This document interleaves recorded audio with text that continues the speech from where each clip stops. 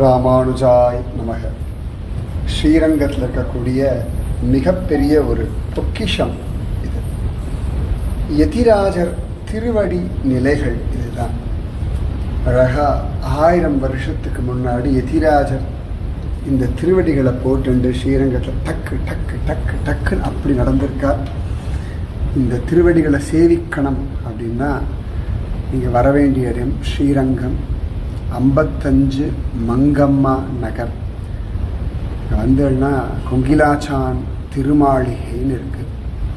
நம்ம திருக்கோளூர் பெண் பிள்ளை ரகசியத்தில் ஒரு வாக்கியம் உண்டு, அடி வாங்கினேனும் கொங்கில் பிராட்டியை போலேன்னு. அந்த கொங்கில் பிராட்டிக்கு ராமானுஜருடைய திருவடி நிலைகள்.